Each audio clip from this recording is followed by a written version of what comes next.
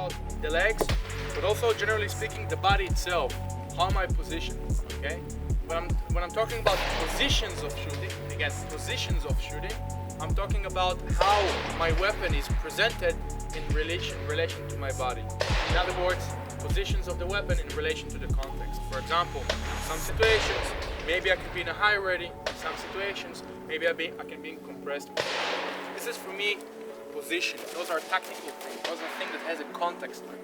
But when I'm talking about posture, when I'm talking about a stance, I'm talking about the body itself. Okay, really quick, shooting stance. This is going to be very important now because I want you to have it all in mind. In the range, very often, this has been also my experience, and also I did a mistake. We try sometimes to force students into a specific stance. The problem is that in reality we don't have a specific stance.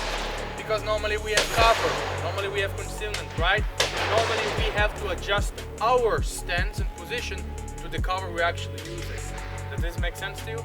So just as a word of warning, if I'm talking about a stance like this, it does not mean that this is the only way you're gonna shoot from.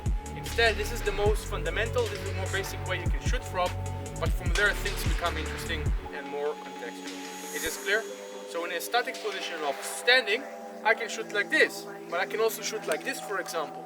The principles remain the same. One leg straight, and one leg a little bit bended. So I can shoot like this, but I can also shoot like this. This is more optimal if I'm not using a cover, that's for sure. Biomechanics, blah, blah, blah.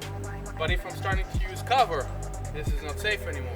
So now I need to adjust my body for the cover. So keep this in mind, because sometimes I have the feeling that we as instructors, when we try to force you into certain stances, it's like we train you how to train in the shooting range. But in reality, we should transfer this stuff into reality. And no one in reality stands like this perfectly in front of a target. Who does this? Rarely.